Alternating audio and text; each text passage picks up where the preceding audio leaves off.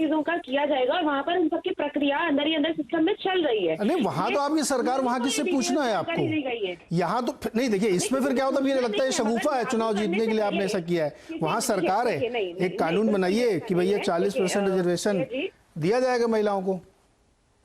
देखिए, जो आप कह रहे हैं आपकी बात बिल्कुल सही है, मगर किसी भी कानून को लागू करने में या फिर किसी भी योजना को बनाने में कुछ समय लगता है और हर राज्य के हिसाब से वो स्थिति अलग होती है। हमारे पंजाब में ऐलान ही कराइए ना, वहां तो चुनाव होने वाले हैं, वहां ऐलान कराइए 40% टिकट महिलाओं को मिलेंगे। बिल्कुल होगा। कब होगा? अरे चुनाव हो रहे हैं, साथ के साथ कराइए ना। चुनाव होगा, चुनाव में भी इस तरह की चीजों का ये जो 40% टिकट की बात तो प्रियंका जी जाके पंजाब में क्यों नहीं ऐलान करते? हर्षवर्धन, ये इसलिए कई बार दलों के ऊपर विश्वास नहीं होता कि जहां आपकी सरकार वहां करिए ना, अगर इतना ज्यादा आपको लगता है। मगर दिक्कत ये इस बात की है कि भारतीय जनता पार्टी या किसी को भी कहीं से भी 10 सेकंड सर, एक मिनट, बीजेपी को छोड़िए ना, आप जो कर सकते हैं वो करिए ना, वो क्या कर रहे हैं वो खुद ही जानेंगे। कांग्रेस से लेकर के आई और महिलाओं को जो पंचायती राज संगठन की बात करते हैं तो वहां पर भी राजीव जी के कार्यकाल में ही महिला आरक्षण। बोलिए 10 सेकंड बोलिए सर, फिर जाना मुझे 10 सेकंड बोलिए जल्दी। मुझे छोटी बहन की तरह है आस्था जी, इसलिए मैं ज्यादा कुछ बोलूंगा नहीं, लेकिन इतना कहूंगा कि अपने बड़े लोगों से सवाल करना मेरी बहन के यहाँ तो सरकार नहीं है, यहाँ क्यों शगुफा छोड़ रही है? जाके अगर करना ही है तो राजस्थान में जहाँ सरकार है या पंजाब में या छत्तीसगढ़ में वहां करके दिखा दे, उसके बाद 40% रिजर्वेशन कर दे, उसके बाद में यहाँ पर कहने को लोग मानेगा नहीं। इसमें यहाँ जफर भाई रुकिए एक मिनट, समय खत्म हो जाए फिर मैं पत्रकार दोस्तों के बाद नहीं जा पाऊंगा। जफर भाई एक मिनट रुकिए, आप बैंकर रह चुके हैं, रिस्क रिवार्ड रेशियो आप समझते हैं कि नहीं जानते? रिस्क का भी एक मतलब आकलन किया जाता है। देखिए केजरीवाल जी एकदम रिस्क रिवार्ड का आकलन लेके चल रहे हैं। उन्होंने नहीं एक मिनट सुनिए ना, दिल्ली में जिन्होंने ऐलान किए हैं और जो अब वो पंजाब और गोवा में कर रहे हैं, वो दिल्ली में क्यों नहीं लागू करते? वहां क्यों नहीं 1000 रुपये महीने देते महिलाओं को दिल्ली में? रिस्क रिवार्ड, पहले चुनाव जीतने दीजिए फिर देखा जाएगा। This is the formula. Harshvardhan, Bharatiya Janata party को ये चीज बर्दाश्त नहीं हो रही है। नीरज जी, जब आप बात करते आस्था जी, हर्षवर्धन जवाब दीजिए। समर्थन कीजिए ना, जिसकी बात हम करते हैं तो आप उसका समर्थन क्यों नहीं करते? क्योंकि आपकी जो नीति है महिलाओं के प्रति वो दोहरी है। बात करते हैं आस्था जी प्लीज, समय कम है, मुझे भी दोनों अपने दोस्तों के पास जाना, पत्रकारों के पास। हर्षवर्धन पहले आप जाइए, उसके बाद फिर मैं जरा संपादकीय लूंगा अग्निहोत्री जी से। आस्था जी चुप हो जाए तो मैं। आस्था जी चुप हो गई, आप बोलिए। नीरज जी देखिए, जाने अनजाने ही सही, लेकिन कांग्रेस की प्रवक्ता ने वो मुश्किल बता दी और इसको दर्शक ध्यान से सुनेंगे, अभी ये रिपीट भी होता है ये शो, तो बार बार इसको सुनिएगा।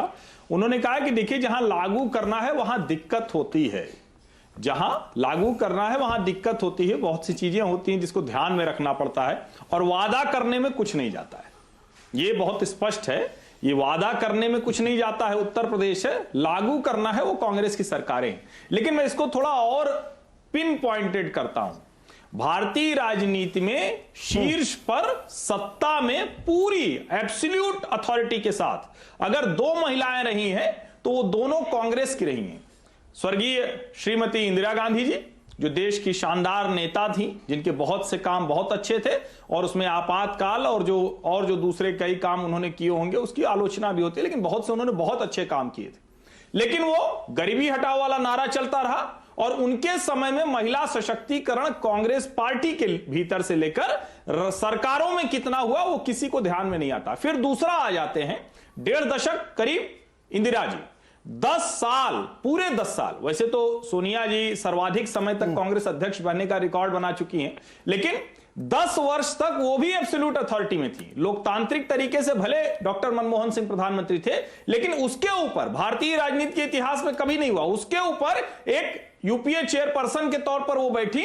उस दौरान क्या क्या हुआ? उस दौरान उन्होंने सत्ता में महिलाओं को कितनी भागीदारी दे दी, जो पार्टी के सांसद विधायक थे वो कितनी भागीदारी दे दी। और अभी मैं आपको बता दूं कि चाहे उत्तर प्रदेश की बात हो, अभी तक सर्वाधिक महिला प्रतिनिधि हैं वहां, हालांकि वो बहुत ज्यादा नहीं है, बहुत कम है, लेकिन फिर भी अब तक के लिहाज से सबसे ज्यादा इसी बार है।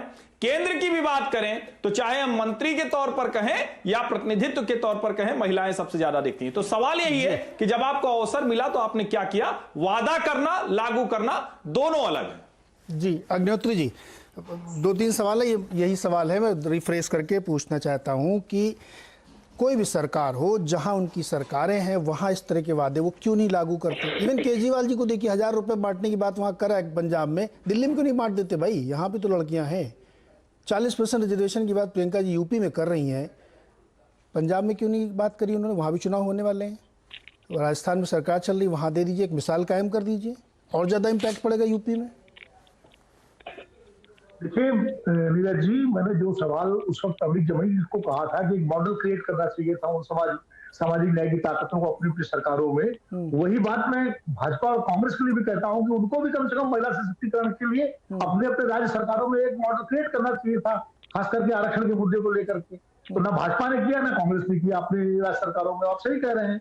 और दूसरी बात यह है कि भाई जो महिला आरक्षण बिल है वो इस वक्त लाने में क्या दिक्कत है? जब भारतीय जनता पार्टी की पूर्ण बहुमत की सरकार है और कांग्रेस उसके समर्थन में है, तो इस समय सबसे बढ़िया तरीका है, आराम से उससे हो जाएगा, आराम से जो दोनों सदनों में पास हो जाएगा। राज्यसभा में दिक्कत नहीं आएगी, कांग्रेस के पूरे 50-52 जो सांसद हैं वो समर्थन कर देंगे, भाजपा के एनडीए कर देंगे। तो लेकिन क्यों नहीं लाया जा रहा? ये प्रश्न तो जफर साहब को भी पूछना चाहिए, कम से कम अपने राष्ट्रीय नेतृत्व से, और आशा तिवारी को भी पूछना चाहिए, प्रियंका जी से और नेताओं से।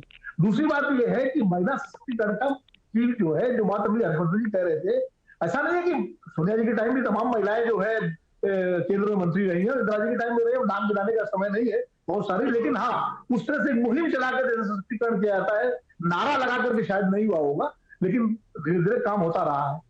महिलाओं की जो कॉन्स्टिट्यूंसी है, जिसको वो ऐसा नहीं कि है नहीं।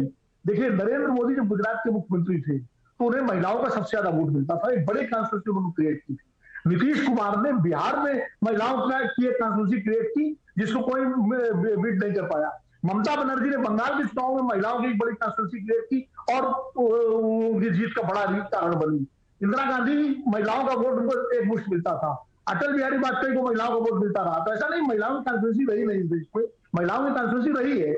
और इसीलिए ये बात कांग्रेस पार्टी को समझ में आई उत्तर प्रदेश में कि भाई यहाँ हिंदुत्व तो भारतीय जनता पार्टी के पास है, सामाजिक न्याय और जातीय ध्रुवीकरण समाजवादी पार्टी और बीएसपी के पास है, हमारे पास क्या है? तो उन्होंने इसीलिए महिला सशक्तिकरण को एक मुद्दा बनाया और एक जेंडर इशू को जो है उस पर वो चुनाव को ले जाना चाहते हैं। तो ये पॉलिटिकल मूव है कांग्रेस पार्टी का, प्रियंका गांधी का। और मैं बार बार कहूंगा कि चलिए इसी बहाने महिलाओं की चर्चा उत्तर प्रदेश में अगर शुरू हुई है तो इसका स्वागत किया जाना चाहिए।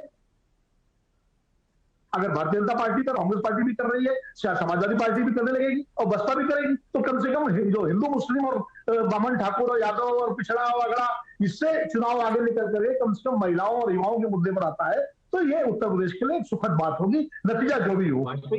वाजपेयी साहब, मैं एक बात जोड़ना चाहता हूँ जी।